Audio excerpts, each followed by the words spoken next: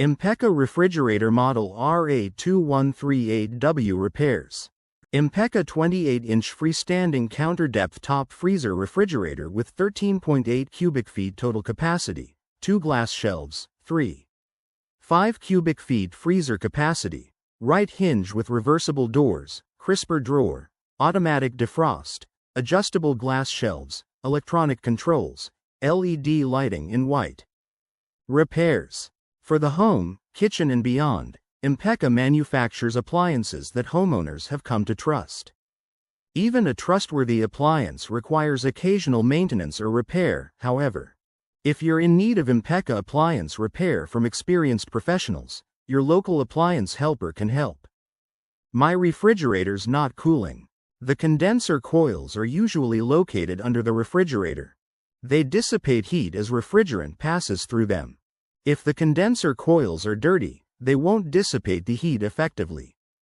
As debris builds up on the coils, the refrigerator becomes less efficient, causing the refrigerator to work harder to cool down. If the coils are significantly dirty, the refrigerator will not be able to maintain the proper temperature. Check the condenser coils to determine if they are dirty. If the condenser coils are dirty, clean them. Refrigerator runs constantly. The condenser coils are usually located under the refrigerator.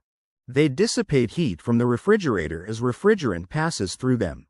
If debris accumulates on the coils, the refrigerator will have to work harder to remove the heat. If the coils are significantly dirty, the refrigerator will run constantly in an effort to cool down. Your refrigerator's condenser coils should be cleaned twice a year. If the freezer temperature is above 10 degrees Fahrenheit 12°C, the refrigerator will not be cold enough. If the refrigerator is not cold enough, it will work harder to cool down. As a result, it will run constantly. The freezer temperature should be set between 0 and 5 degrees Fahrenheit 18 to 15°C. If the freezer temperature is too high, ensure that the condenser coils are clear of debris and the condenser fan is working properly. In addition, check to see if frost has accumulated on the evaporator coils. If the evaporator coils are frosted over, part of the defrost system has likely failed. Refrigerator water dispenser not working. To determine if the water supply tube is frozen, disconnect the tube at the bottom of the door and blow air through it. If air does not pass through, this indicates that the water supply tube is frozen. If the water supply tube is frozen, thaw it out.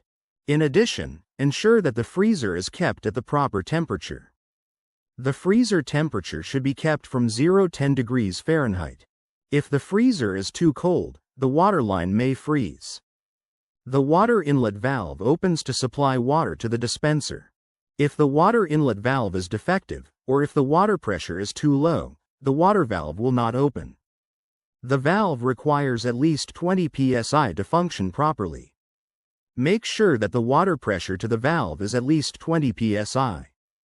If the water pressure is sufficient, use a multimeter to test the water inlet valve for continuity.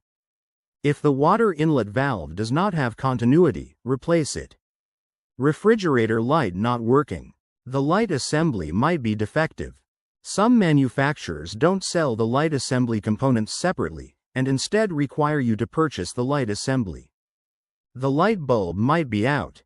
Replace the light bulb before replacing any of the other parts associated with the light bulb.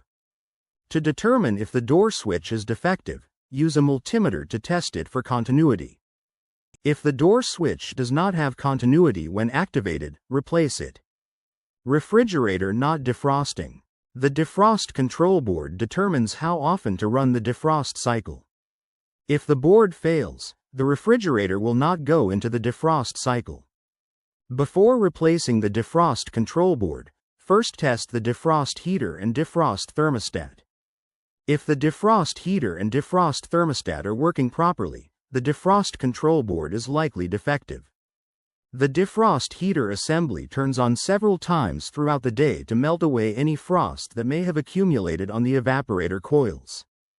If the defrost heater assembly is defective, the defrost system will not work, and frost will continue to accumulate on the evaporator coils. To determine if the defrost heater is defective, use a multimeter to test it for continuity. If the defrost heater does not have continuity, replace it.